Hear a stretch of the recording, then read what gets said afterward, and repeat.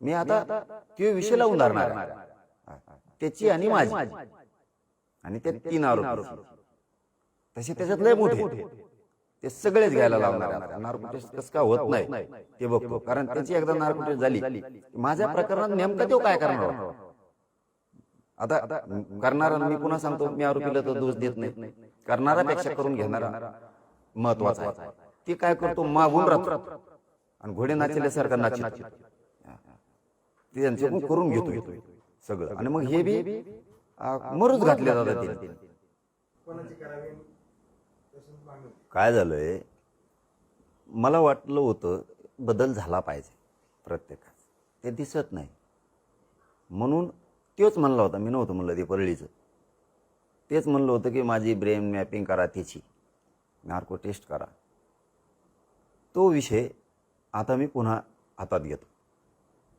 त्यांनी कोणाला घातपात करायला लावला माझा, मग आता तो काय गोळ्या औषधात याच्यात जेवणात घालणार होता, ते काय दगा फटका करणार होता, हे पुन्हा तपास होऊन ते समोर आलं पाहिजे. पुन्हा तपास होऊन काय होता विषय, कोण होता, पडलेला त्या कोण जात होता, पिये त्याचा बीडवाला, त्याच्यात आरोपी 1 नंबरला कोण करायला पाहिजे होतं, तो कोण तिसराच गेला आहे, हे सगळं घेणं गरजेचं आहे. आता पण त्या आरोपींना साथ कोण देत आहे, ते कसं आरोपी होत नाहीत, या संदर्भात सगळं आता लावून धरणार आहे मी. CID पासून SIT पर्यंत या सगळ्या पुन्हा तपास त्यानं होतं गरजेचं आहे. आणि त्याच्याशी बोलणं झालं आहे त्या आरोपींचं, कुणी प्रत्यक्ष जाऊन बोलत होते, कुणी फोनवर बोलत होते. मग त्यो याच्यात कसं काय नाही.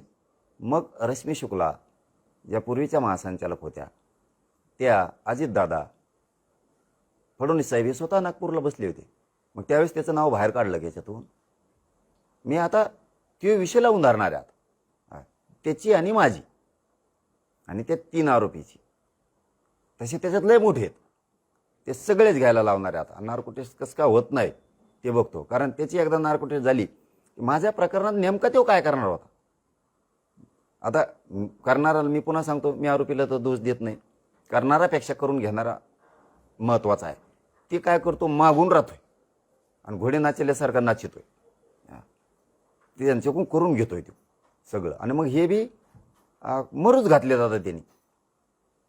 मग अंगावर यायला त्याला एवढं सोपं अंगावर यायला, इकडे लय कच्चे येतोय, त्याचं ऐकून तुम्ही मराठ्याच्या चळवळीच्या अंगावर येणार, हे करणार. त्याच्यामुळं ना यांना मी यांचं नावच नाही घेत. या आरोपीची तर दखलही घेत नाही मी, गिनीत बिनीन बघत बी नाही, दखल सुद्धा घेत नाही साधी तर.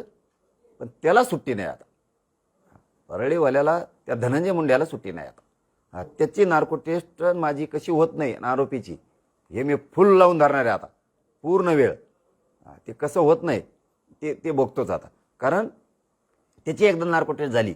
मग आंधळ्याच्या प्रकरणात काय झालं, संतोष देशमुखांच्या प्रकरणात काय होता, कसं काय येत नाही, गीतेच्या प्रकरणात कसं काय येत नाही, महादेव मुंडेच्या प्रकरणातला विषय, आणि आणखीन कुठं कुठं कोंकण धाराशिवला इकडे तिकडे कारखाने होते, त्याच्यात काय काय झालेलं आहे भ्रष्टाचार, कशात काय होतं नाही, सगळं एकदाची त्या नार्को टेस्टमध्ये.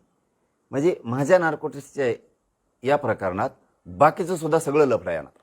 त्यामुळे हे होऊनच जाऊ दे आता. तू मरू घातलं वय यांना, मरतेन तर लोकाचे मरतील, मरतेन तर मराठ्यांचेच मरतील, आणि तुला मजा करायची वय लोकाचे लेकरं सोळावर देऊन. तू बघतोस तू ऐकडा आता. महाराष्ट्रातील सर्व बातम्यांचे विश्वासार्ह व्यासपीठ, सकाळच्या सर्व सोशल मीडिया प्लॅटफॉर्मला लाईक, फॉलो आणि सबस्क्राईब करा. तसंच सर्व नोटिफिकेशनसाठी बेल आयकॉन प्रेस करायला विसरू नका.